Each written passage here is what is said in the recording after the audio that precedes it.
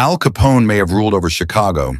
Lucky Luciano may have controlled nearly all of New York. But when it came to Harlem, there was only one name that mattered. Bumpy Johnson. You might not know his name, but from the 1930s to the 1960s, he was considered the Godfather of Harlem. You wanted to run an illegal gambling operation? You went through Bumpy. You wanted to open a speakeasy? You went through Bumpy. You wanted to do anything illegal in Harlem? You went through Bumpy. Even Frank Lucas, the man Denzel Washington played in American Gangster, was one of his right-hand men. The police came to him. The politicians came to him. Even the Italian mafia had to get his permission before they set foot in Harlem. No other black man in that era had ever held that kind of power. At a time when racial segregation ran so deep that a black man could be killed for looking a white man in the eye, Bumpy Johnson made the most powerful criminals in America ask for his blessing. But before he became the Godfather of Harlem, before the deals and the wars and the legends, he was just a kid, a skinny boy from South Carolina with a bump on the back of his head, sent to New York at 14 years old because his family was running from a lynching. He arrived in Harlem with nothing, and he turned nothing into an empire. This is his story. On the night of October 31st, 1905, in a narrow wooden house on the black side of Charleston, South Carolina, Margaret Johnson gave birth to her 8th child. They named him Ellsworth Raymond Johnson. He came into the world on Halloween, and if you believe in omens, that detail writes itself. The Johnsons were not rich. They were not powerful. They were the kind of family that kept their heads down, went to church on Sundays, and prayed that keeping their heads down and going to church would be enough to keep them alive. William the father worked as a fisherman. Margaret cleaned white people's houses. Together they raised 8 children: Margie, Priscilla, Pauline, Willie, Mabel, Lena, Elise, and little Ellsworth, in a city that had decided, long before any of them were born, exactly how much a black life was worth. A young Ellsworth got his nickname early. There was a bump on the back of his skull, a small, hard knot of bone that never went away. The other kids noticed it. They called him Bumpy. He hated it at first. In time, it would become the most feared name in New York City. But that was decades away. For now, he was just a boy with a bump on his head and a hole in his life where his mother should have been. Margaret Johnson worked 2 jobs, one in Charleston, another in New York, where she'd take her 3 eldest daughters, Pauline, Mabel, Lena, to help her clean houses for white families up north. She'd come back when the season ended. But for months at a time, Bumpy lived without his mother. He was 1, maybe 2 years old when the absences started. He wouldn't have been able to name the feeling, but it shaped him. That ache. That sense of reaching for someone who wasn't there. He found comfort in his older sisters, looking for a maternal warmth that the house couldn't quite provide. It was the first absence in a life that would be defined by them. Absences of love, of safety, of justice. What Bumpy did have was a mind that moved faster than anyone around him. At the public school in Charleston, teachers noticed immediately. The boy was not just smart, he was relentless, talkative, quick with an answer and quicker with a question. He skipped 2 grades before he was 12. 2 grades.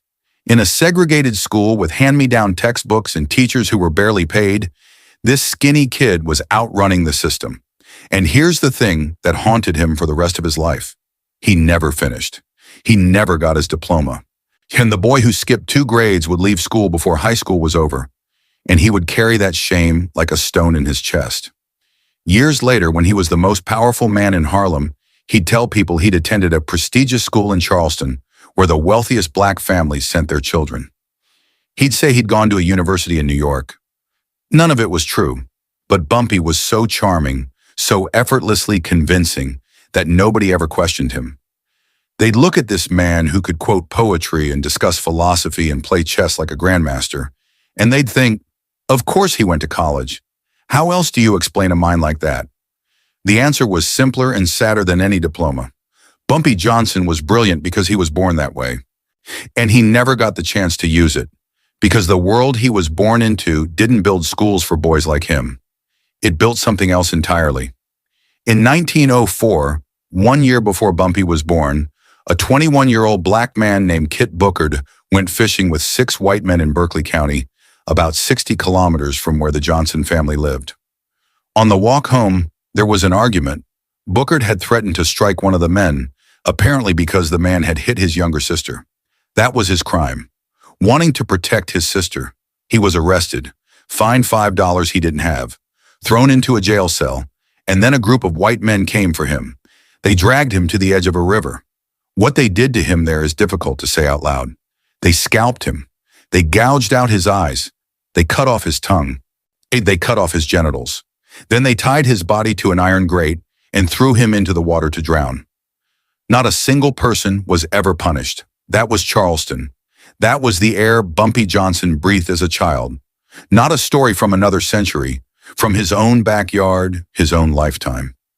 Every black family in that part of South Carolina knew what could happen if you forgot your place, if you raised your voice, if you loved your sister enough to say so.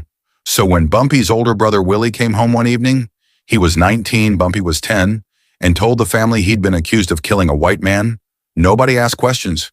Nobody waited for a trial. Nobody trusted that justice would look anything like justice. The Johnsons knew exactly what happened to black boys accused of crimes against white men in South Carolina. They'd seen the photographs. They'd heard the screams that sometimes carried across the water at night. They got Willie out of town that same night, sent him north to New York, where his older sisters Margie and Pauline were already living. It was the only option that didn't end with a rope. 4 years later, in 1919, it was Bumpy's turn. His father arranged for him to be sent to Harlem, to his sister Mabel's apartment, hoping to give the boy a shot at something better. Bumpy was 14 years old. He was small for his age, skinny, the kind of kid older boys would look at and see an easy target. But behind those eyes was a boy who had already learned the lesson that Charleston teaches best. He'd seen what happens when you're powerless. He'd seen what the world does to people who can't protect themselves. He'd watched his family scatter like leaves in a storm because one brother was accused of something, and the word accused was the same as the word condemned. He stepped off the train in Harlem with no money, no plan, and no illusions. Whatever was coming, whatever this city was going to throw at him, he'd already survived worse. Nobody was coming to save him. He'd figured that out a long time ago, so he'd save himself. Harlem in 1919 was a different animal. If Charleston was a cage, Harlem was a jungle. Loud, fast, electric, and completely indifferent to whether a 14-year-old boy from the South lived or died. The streets hummed with jazz coming out of basement clubs. Men in sharp hats threw dice on corners. Women laughed too loud and walked too fast and didn't apologize for either. For a kid like Bumpy, who had spent his whole life in a town where being noticed could get you killed, Harlem must have felt like stepping onto another planet. A planet that ran on nerve. He was living with his sister Mabel in a small apartment and was supposed to be in school. Mabel had promised their father she'd keep the boy on the right track, and on his very first morning, Bumpy walked out the front door, turned toward the schoolhouse, and got exactly 2 blocks before his life changed forever. There were 6 of them, teenagers, all bigger than him, leaning against a building and throwing dice against the brick. They spotted him immediately.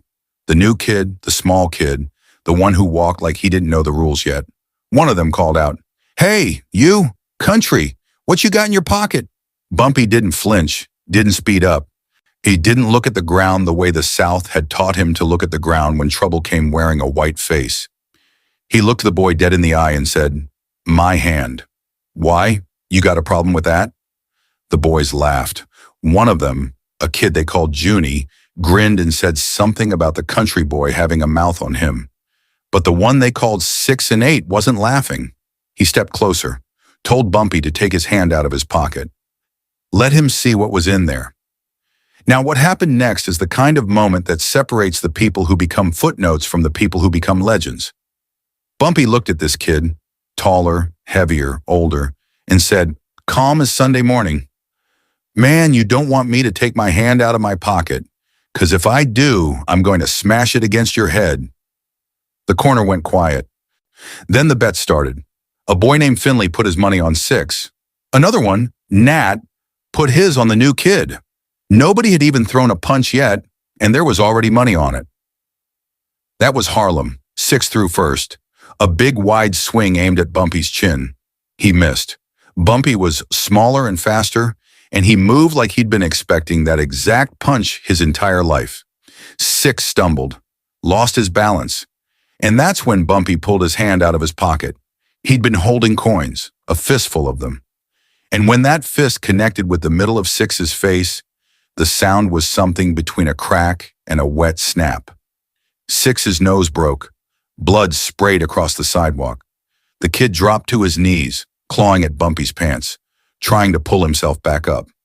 Bumpy hit him again, and again. Coins scattered across the concrete like dirty confetti. P. Finley started shouting, "That ain't fair. He's fighting dirty." But fair had nothing to do with it. Fair was a luxury for people who could afford to lose. Bumpy kicked Six between the legs and put him on the ground for good. Then he wound up for another kick. This one aimed at the head, and that's when a hand grabbed the back of his collar and threw him against a parked car. It was Nat, the one who'd bet on him. He was backing away with both hands up, half smiling. "I ain't fighting you, man. You won me my money. But I can't let you kill my boy."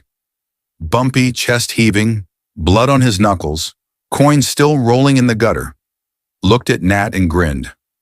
"And I would have kicked all your asses. And I still will." Nat laughed. Finley laughed. Even Junie, who'd started the whole thing by calling him country, was laughing. And just like that, a friendship was born.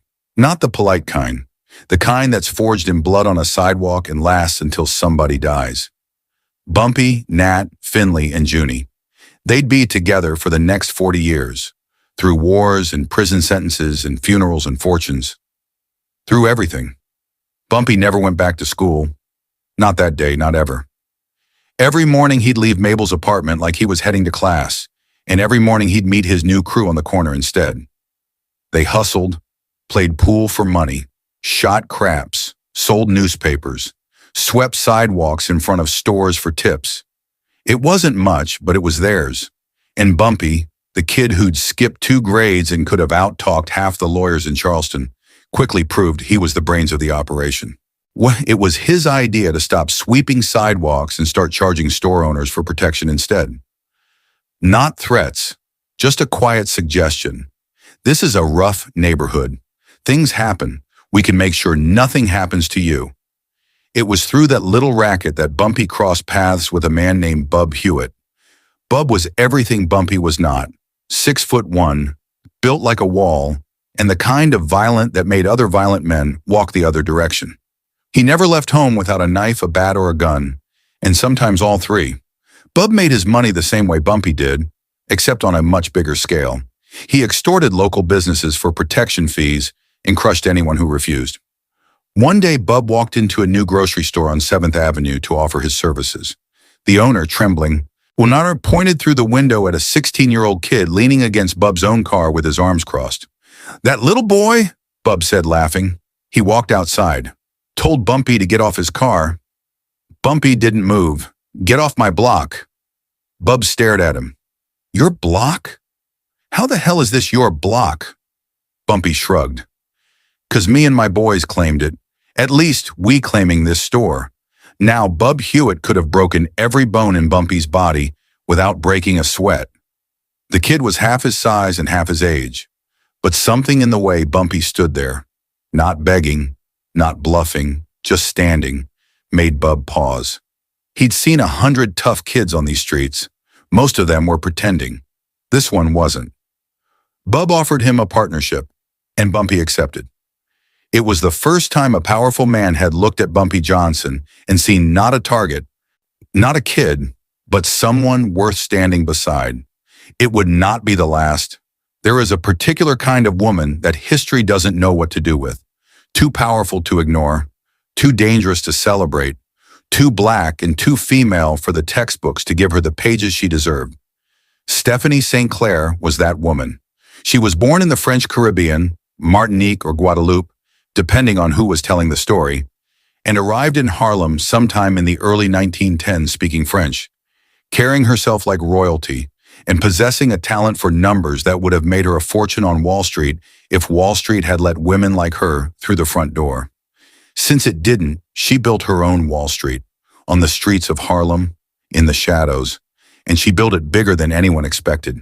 By the mid-1920s, Stephanie Street. Claire was the undisputed queen of the illegal lottery in Harlem. Her operation was vast. Dozens of runners, collectors, and bankers spread across the neighborhood, all feeding money upward into an empire that made her one of the wealthiest black people in New York. They called her Queenie. They called her Madame St. Clair. Behind her back, some of the men called her worse. None of them called her weak. To understand what St. Clair had built, you have to understand the numbers game. It was the poor man's lottery, simple, addictive, and everywhere. You pick 3 numbers. If they matched the next day's draw, you won. A $1 bet could turn into $600 overnight. In a neighborhood where most people earned $10, maybe $15 a week, that kind of payday was almost religious.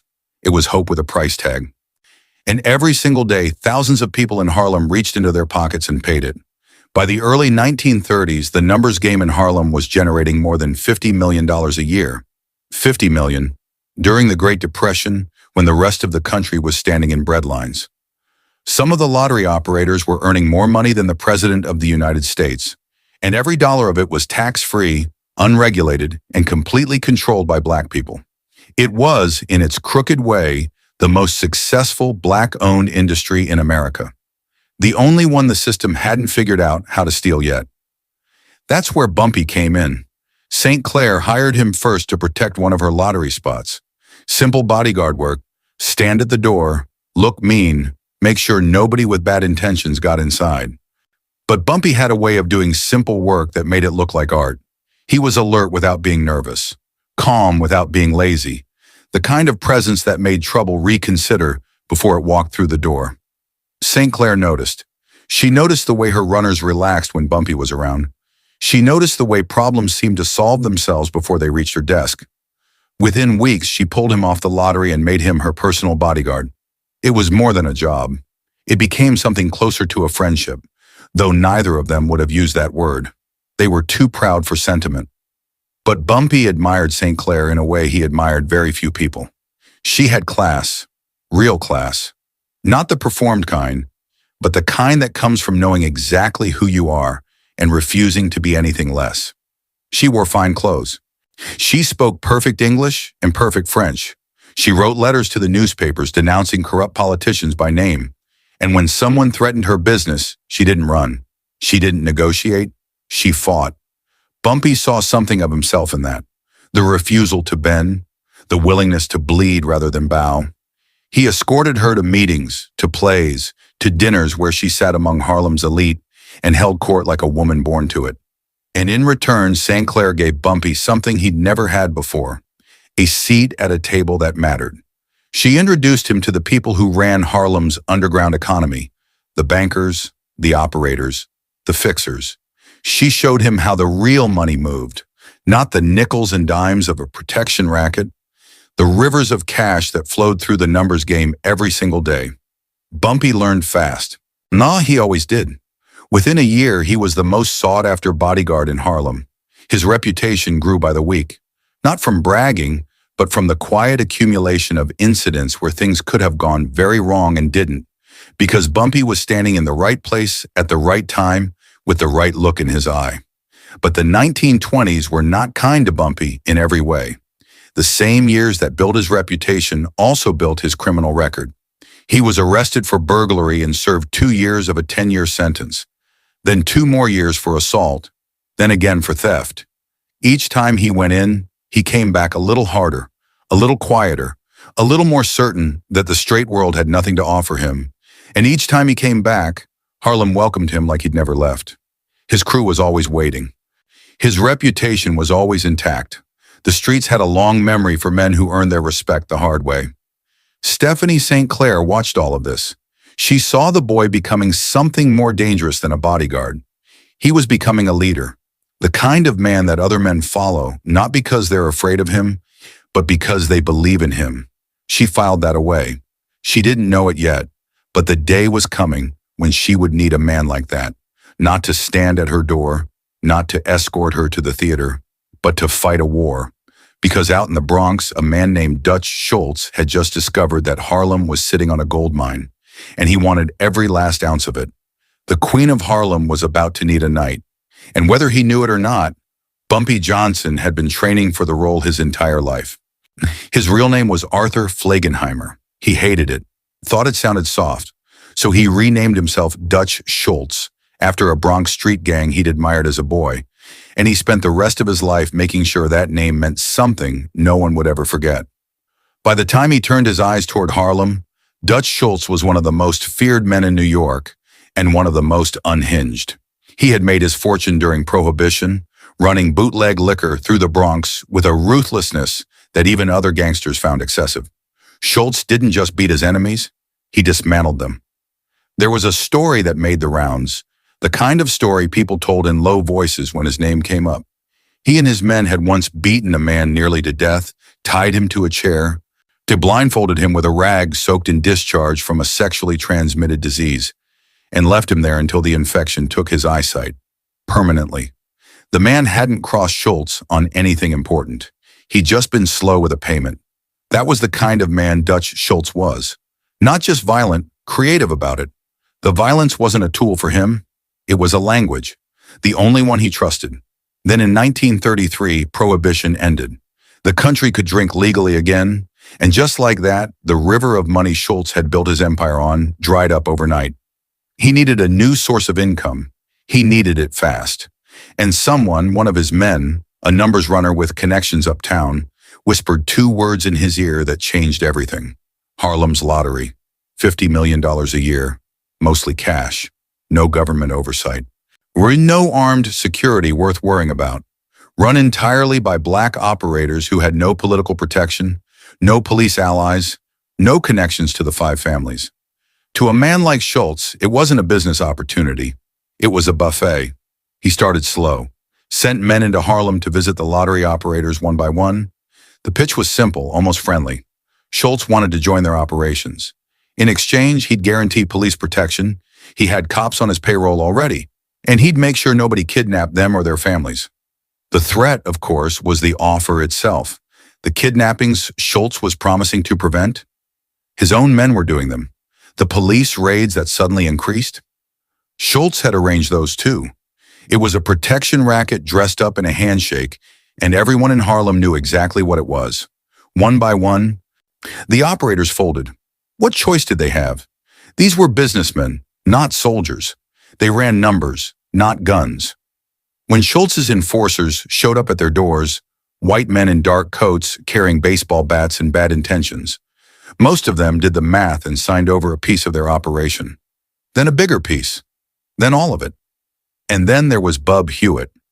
Bub, the same man who had partnered with a 16-year-old Bumpy on 7th Avenue, the enforcer who had seen something special in a kid half his size, went to work for Schultz.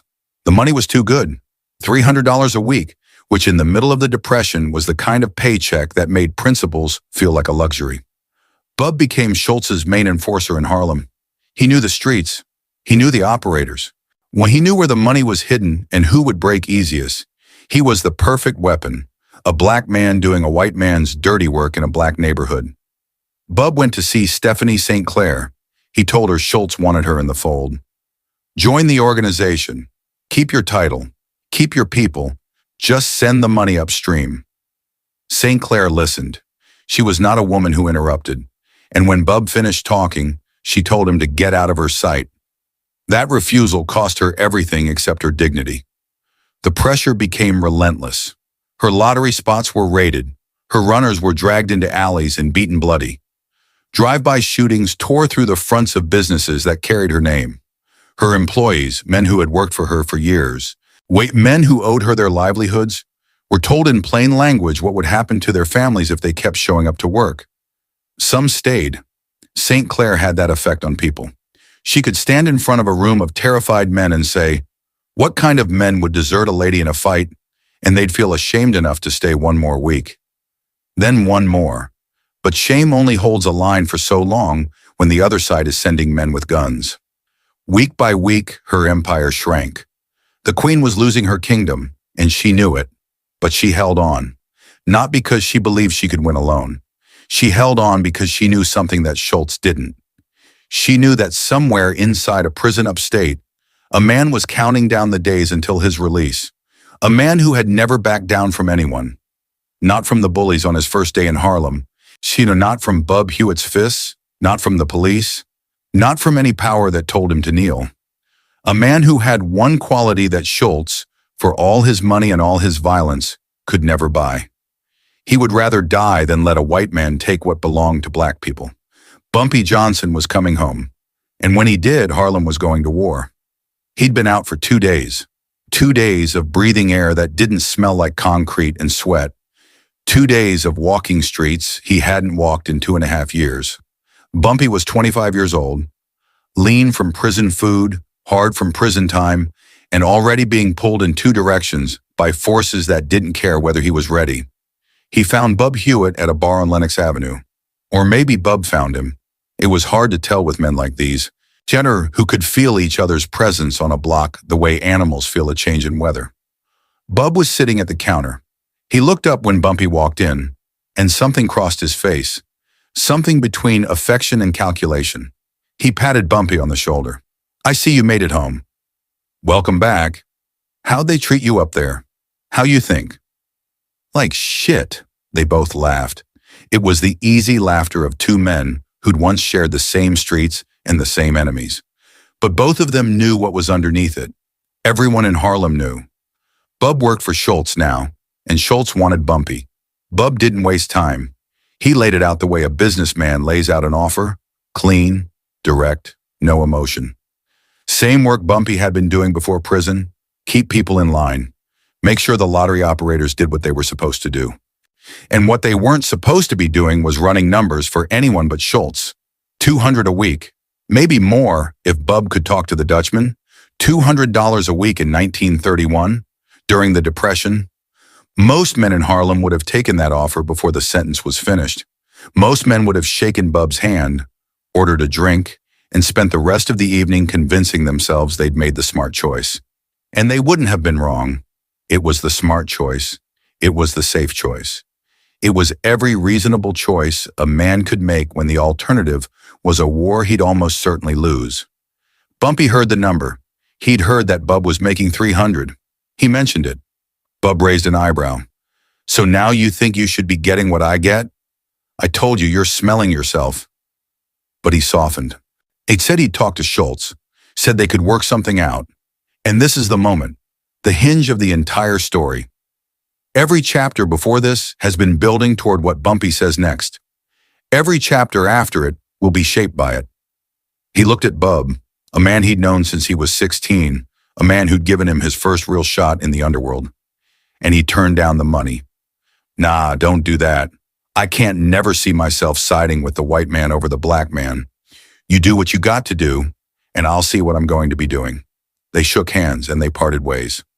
Not as enemies, not yet, but as 2 men who had just chosen different sides of a line that neither of them could uncross.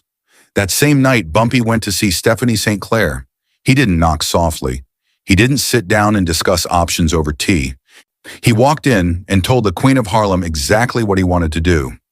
"I want to take care of the damn Dutchman. Run him out of Harlem and back to the damn Bronx where he belongs. Or better yet, kill him and put him out of his misery." St. Clair didn't flinch. She'd been waiting for this. For him. But she wasn't a woman who ran on emotion. She ran on numbers, and the numbers were terrifying. She sat Bumpy down and walked him through the arithmetic of war. $200 a week for every good soldier. At least 10 men, which was barely enough. That's $2,000 a week before you buy a single bullet. Add guns. Add bail money for when your men get arrested. Add payoffs to cops who'll look the other way. Add months, maybe years. And all of this while Schultz's men are raiding your spots and choking off your income every other day. Now you think you've got enough money to last that long? Bumpy didn't blink. The cost didn't matter. The odds didn't matter. Something deeper than strategy was driving him. Something that had been forming since Charleston, since the story of Kit Booker, since the night his brother ran north to escape a rope. Bumpy Johnson had decided, in some place beneath reason, that he would not stand by and watch a white man take what black people had built. Not again. Not in Harlem. Not while he was breathing. They organized a meeting. Dozens of Harlem's gambling figures gathered in a room. Lottery bankers, numbers runners, operators who'd been watching their livelihood disappear for months. Bumpy and St. Clair stood before them and asked the only question that mattered. Are you in or are you out? Most of them were afraid, and they had every right to be. They'd seen what Schultz did to people who resisted. They'd seen the beatings, the shootings, the businesses burned to the ground. Some shook their heads and left. They'd rather lose their money than lose their lives, and no one in that room could blame them. But some stayed. Enough stayed. And from the ones who stayed, Bumpy now had funding for his army. Nat was in. Of course he was. Finley was in. Junie was in. The boys from the corner, the ones who'd been with him since a fistful of coins broke a stranger's nose on his first day in Harlem. 6 more men joined them. 9 soldiers in total. 9 men against Dutch Schultz's army. 9 men against the resources of New York's organized crime. 9 men who were about to pick a fight with a psychopath who blinded people for fun. After the meeting, they piled into a car. Bumpy sat in the back, quiet for a moment. Then he looked at his crew, the men who just signed up to die with him if it came to that, and he smiled. I feel like the President of the United States. I just declared war, and you guys are my army. Now we got to come up with a battle plan. They laughed, all of them. The way men laugh when they know what's coming might kill them, and they've decided to go anyway. The first thing they needed was guns. Finley handled that.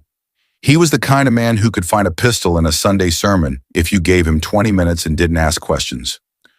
Within a week, all 9 of them were armed. Junie handled the planning.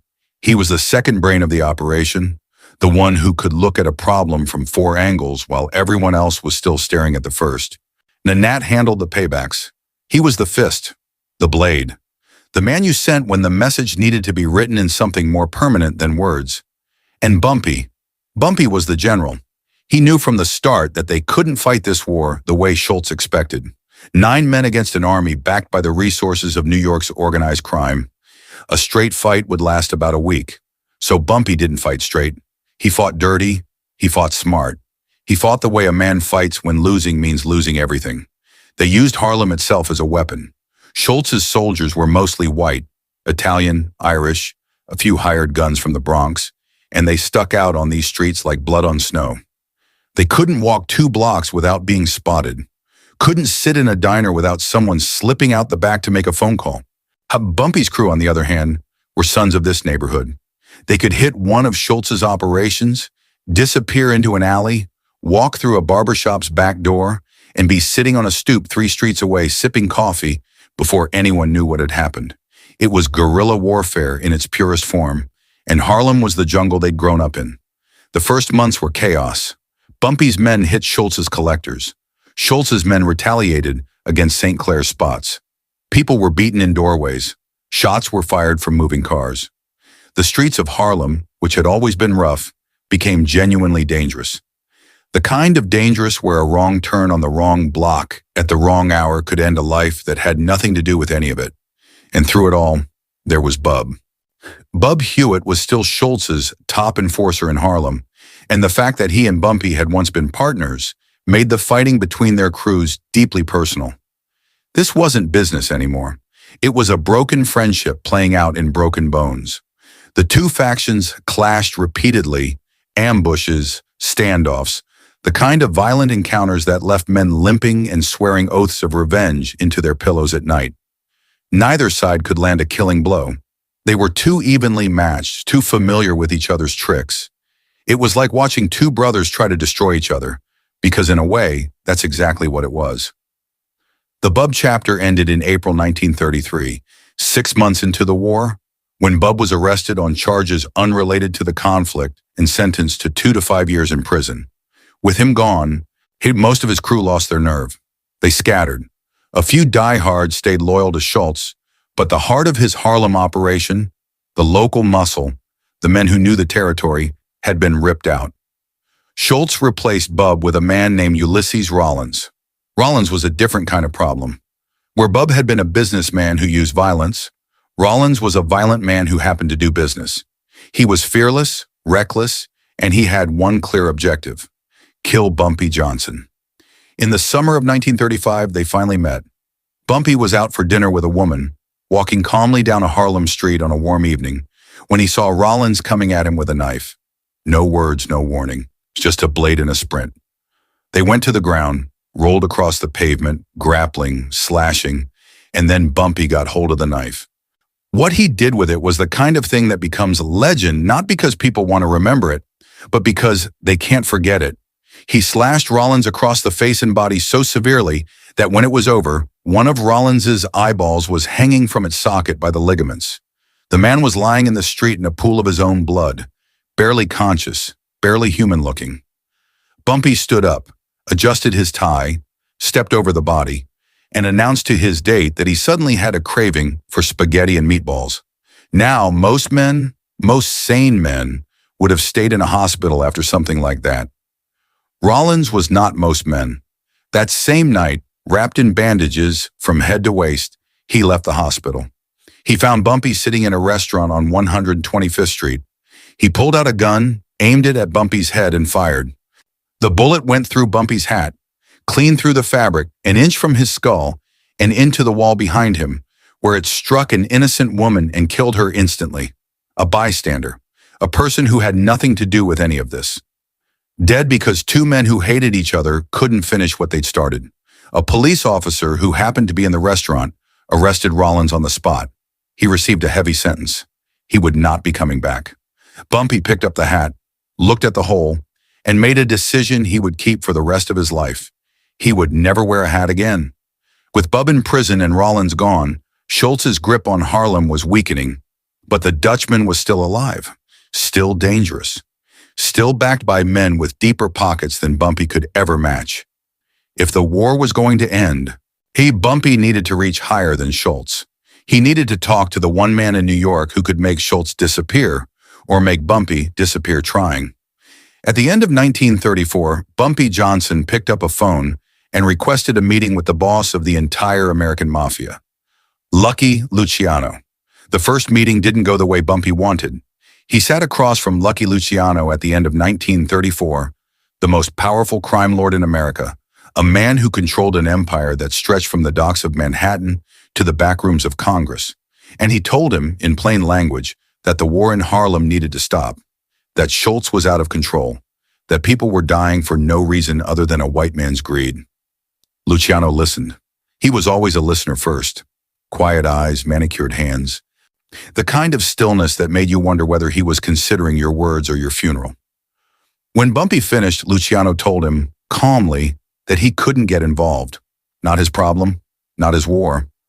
But he added something that landed like a stone in Bumpy's stomach. If he ever did decide to get involved, his terms would be simple. He'd take over the gambling business in Harlem entirely and add Bumpy to his payroll. About $1,000 a week. Bumpy didn't blink. He looked at the most dangerous man in the room, in any room, and told him that if he ever moved against Harlem's lottery operators, Bumpy would come after him personally. Luciano laughed, genuinely laughed. He told Bumpy he had no chance of winning a war against the Mafia. And Bumpy, this 5'7" former street kid from South Carolina, sitting in a room where one wrong word could end his life, smiled back and said, "That's the same thing Schultz said. And here I am, 3 years later, speaking with you." They left it there. Two men, two empires, an impasse held together by mutual respect, and the shared understanding that pushing further would cost more than either could afford. The war in Harlem continued. Then in October 1935, Dutch Schultz solved the problem himself by being exactly the kind of man everyone always knew he was. Schultz had been under relentless pressure from the law. A federal prosecutor named Thomas Dewey was building a case against him that looked airtight. Cornered, paranoid, and unraveling, Schultz proposed the only solution his mind could produce: kill Dewey.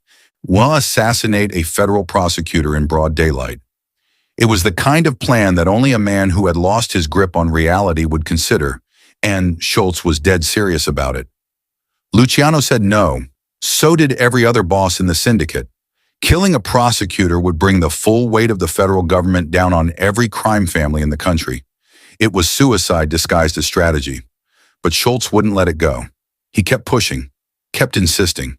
And Luciano, who had tolerated a great many things from a great many men, decided he'd tolerated enough. On October 23, 1935, Dutch Schultz walked into the Palace Chop House in Newark, New Jersey. Two gunmen followed him in. They found him in the men's room. The shots were quick. Schultz stumbled out, collapsed into a chair, and died in the hospital the next day. It's mumbling incoherent sentences to a police stenographer who wrote them all down without understanding a single one. Bumpy didn't pull the trigger. He didn't order the hit. He didn't even know it was coming. But it didn't matter. The Dutchman was dead. The war was over. And the only question left was what came next. The answer arrived a week later in the form of a second meeting with Lucky Luciano. This time, the dynamic had shifted. The last time they'd sat across from each other, Bumpy was a man asking for help and being told no. Now he was a man who had survived a 3-year war against a psychopath with unlimited resources and was still standing. Luciano noticed. Men like Luciano always noticed. Bumpy spoke first. He was honest. He knew he couldn't win a war against the entire mafia, but he told Luciano, even in the same quiet voice he'd used 3 years earlier, that he was not going to sit by while Harlem's gambling business was handed over to white men. Not after everything he'd bled for, not after everything his people had built. Luciano laid out his position.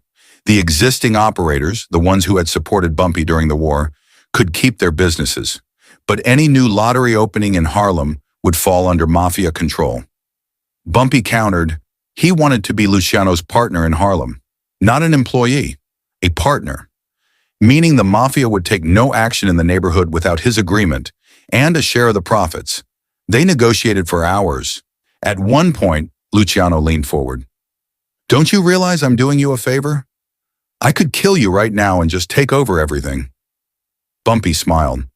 He told Luciano that he knew he was far too savvy a businessman to throw away a profitable partnership over a bullet. It was the kind of answer that could have gotten a lesser man killed. But Bumpy wasn't a lesser man, and Luciano knew it. They reached a deal. They shook hands, and then Luciano noticed a chessboard sitting on a side table. "You play?" Bumpy sat down across from the most powerful gangster in the Western Hemisphere and moved his first pawn. He won the first game. Luciano won the second. The next two ended in draws. It became their tradition. Every time they met, they played. Two men who understood each other in a language older than words, moving pieces across 64 squares in a room where the real game had already been won. After the deal, everything changed.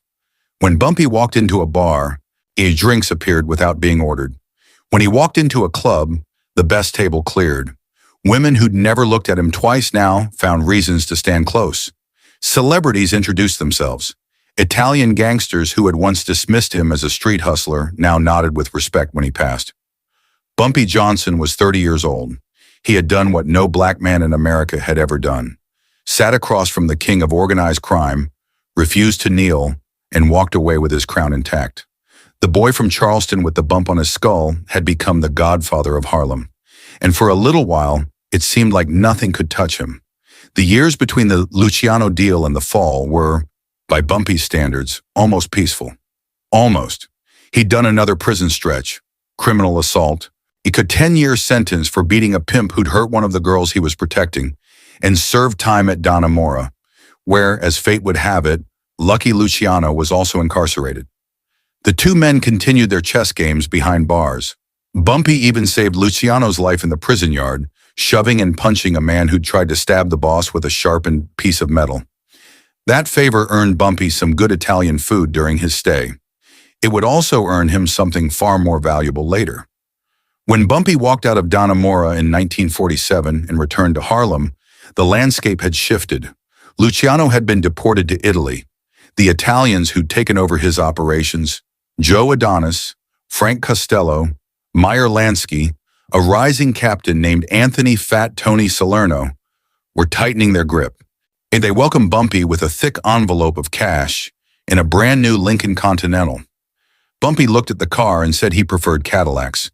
They promised to swap it within days. That was the kind of respect he still commanded, even after years behind walls. But respect and power are not the same thing. The Italians wanted Bumpy to operate under their umbrella now, bank his numbers through them, take a cut instead of running the show. Bumpy refused. He reminded them, politely with the kind of politeness that has a blade underneath it, of the deal he'd made with Luciano. And when they pushed back, he reminded them of the time he'd saved Luciano's life at Dannemora. The message was clear. Call your boss, ask him what I'm worth. They called. Luciano, from exile in Italy, told them to give Bumpy everything he wanted. When the Godfather of Harlem opened his lottery on 135th Street, it brought in nearly $60,000 a month. He was back on his throne, and then he let a stranger into his home. Flash Walker showed up in December 1948, brought by a mutual acquaintance who said the kid needed work. He was 19, an orphan, penniless. He had the kind of face that made people want to help him, and the kind of voice that made people believe whatever he was saying. Bumpy looked at this boy, thin, hungry, standing in his living room with nothing, and saw something that broke the hardest part of him wide open. He saw himself, 14 years old, arriving in Harlem with nothing. Bumpy hired Flash to help his wife with household tasks. Within weeks, Flash had charmed the entire Johnson family. He was talkative, warm, eager. He played with the daughters, and he ran errands without being asked. He called Bumpy boss man with a grin that felt like devotion, and Bumpy, the man who had faced down Dutch Schultz's army and Lucky Luciano's empire without flinching, melted. He gave Flash a position in his lottery business. Flash had a gift for getting people to bet more than they should, and the money followed. Bumpy promoted him again. Then he started bringing Flash along to meetings, including meetings with the Italians. Flash Walker became the son Bumpy Johnson never had, and that was the beginning of the end. The first crack appeared in 1949. Flash had met a pimp on the outside who offered him a side deal, cash stolen checks through a clean account, no bank involved. Flash said yes, and the clean account he used was Bumpy's. For 4 months, stolen money filtered through the bank account of the Godfather of Harlem, and Bumpy didn't know a thing until the bank called him in to explain the irregularities. He sorted it out, barely, but he came home furious, pacing his apartment, thinking about how Flash had nearly brought the whole operation down over pocket change.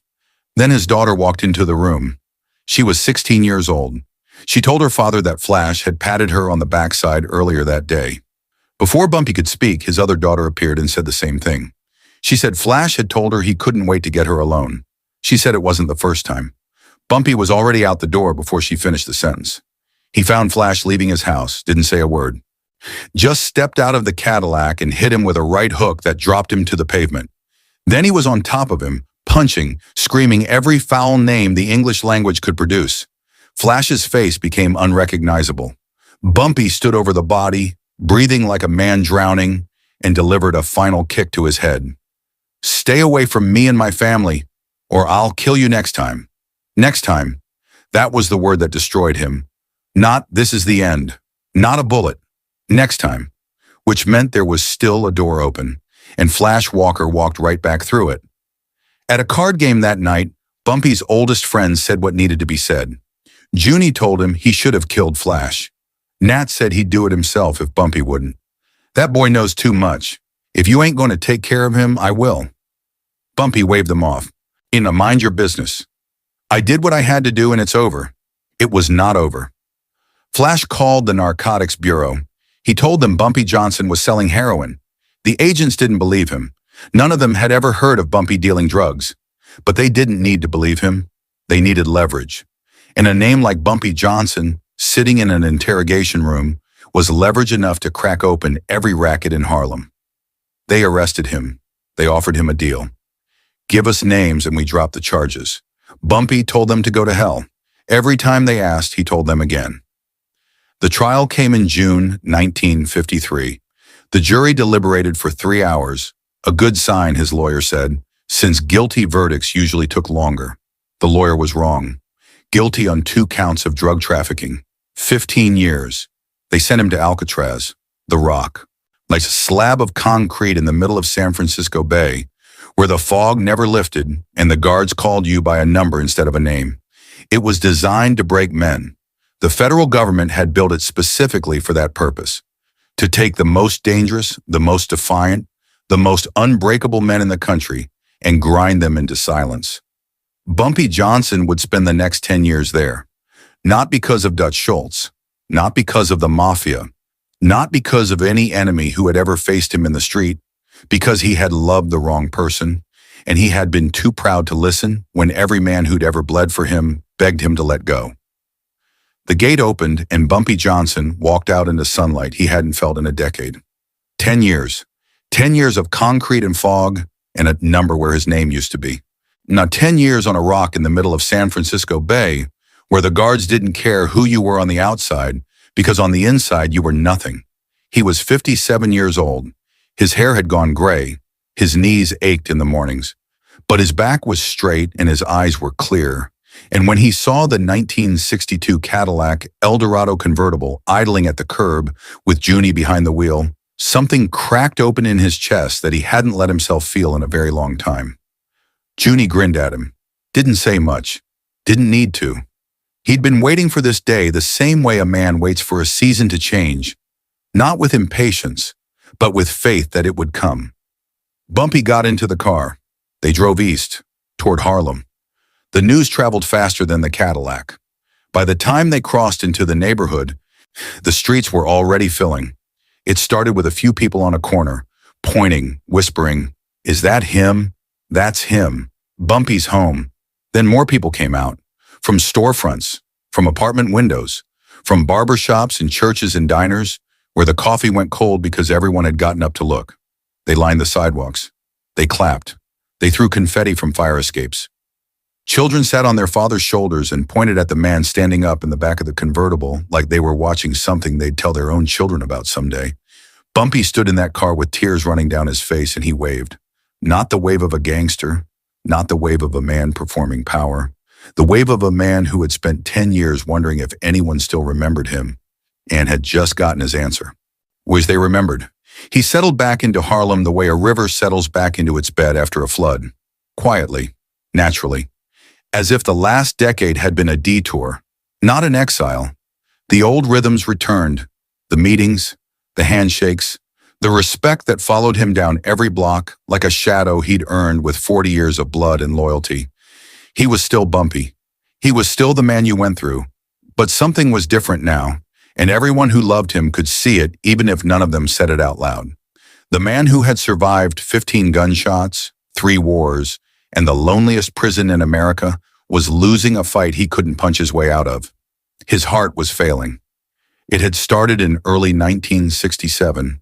Shortness of breath, a tightness in his chest that came and went like a warning he kept ignoring. The doctors told him to slow down. Bumpy Johnson had never slowed down for anything in his life. He wasn't going to start now. He kept walking the streets, kept holding court at the restaurants and clubs where his table was always waiting. Kept being the man Harlem needed him to be, even as the body carrying that man was quietly giving out. The people around him watched and worried and said nothing, because what do you say to a man like that? Sit down? Rest? He'd have laughed. He'd have waved you off the way he waved off Nat and Junie when they'd begged him to handle Flash Walker. Bumpy Johnson did not take advice. It was the thing that made him great. It was the thing that made him tragic.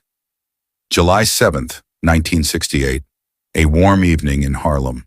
Bumpy walked into a restaurant, one of his regular spots, entering the kind of place where the staff knew his order and the other diners knew not to stare. He sat down. He was about to eat. His heart stopped. He was 62 years old. The news went through Harlem the same way his homecoming had 5 years earlier. Like a current, like a tremor, like something the neighborhood felt in its bones before the words caught up. But this time nobody clapped. This time the streets didn't fill with confetti. They filled with silence. The particular silence of a community that has just lost the man who stood between them and everything that wanted to consume them. A few hundred people came to the funeral. They stood in a line that wrapped around the block, waiting to pay their respects to a man the newspapers called a criminal and the neighborhood called family. A federal prosecutor had once described him as one of the most dangerous men in the history of Harlem. The women who lived on his block described him as the man who paid their rent when their husbands couldn't find work. Both descriptions were accurate. Neither was complete, because the truth about Bumpy Johnson was never simple. He was a gangster who played the role of a philanthropist, a racketeer who fed families, a pimp who protected women, a drug trafficker, or a man who was framed for drug trafficking, depending on who you believe. A genius who never finished high school, a chess player who could have been a grandmaster, a boy from Charleston who could have been a lawyer, could have been a doctor, could have been anything the world allowed a black man to be in 1920s America, which was almost nothing. So he became something else. He became the man who stood up when everyone else sat down. He became the man who told Dutch Schultz no, told Lucky Luciano no, told the federal government no, and never once, not once in 62 years, bent his knee to anyone who told him he wasn't allowed to stand. He spent 26 years of his life in prison. He was shot at 15 times. He built an empire with 9 men and held it against armies. He loved too hard and trusted too deep and paid for both in ways that would have broken anyone else. It didn't break him. They called him the Robin Hood of Harlem. They called him the Godfather. They called him a lot of things, some of them true, some of them myth, most of them somewhere in between. But the people who knew him, the ones who'd walked beside him since a fistful of coins on a Harlem sidewalk, they just called him Bumpy. When they said it, you could hear in their voices that they meant something more than a name. They meant a man who had decided, long before anyone was watching, that he would rather die on his feet than live on his knees. And he did. Both. I'll see you in the next one.